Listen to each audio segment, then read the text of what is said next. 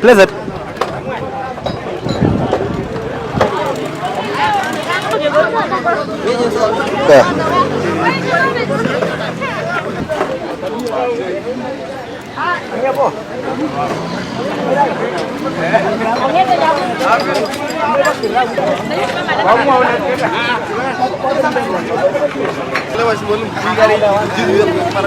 Ada close up.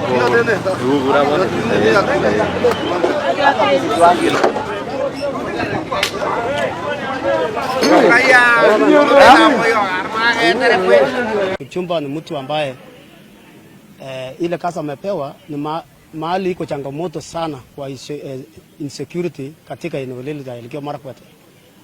Mahali Kipchumba alisaliwa.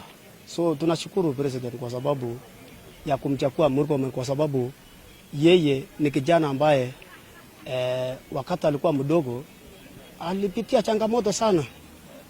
Kwanza mahali alisaliwa ni mahali ilikuwa insecurity kabisa. So tunashukuru president. So tungekuambia tu Kipchumba, ile kazi president amekupea, fanyia Kenyans ama fanyia Kenyans kazi, kwa sababu hiyo ndio jukumu moja, kwa sababu sasa wewe sio mwanasiasa, wewe ni kufanya kazi.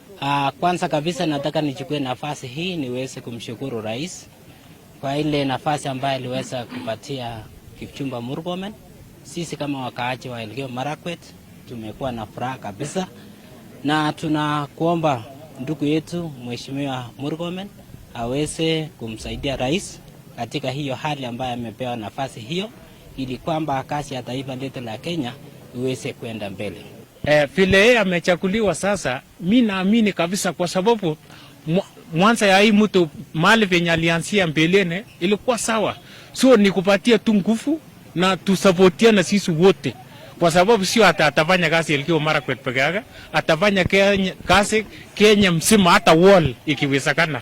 Yeah. So na tunaomba uendelee pia kuangaza kuweka usalama mbele nchi yetu ya Elgeyo Marakwet, hasa bonde la Kerio.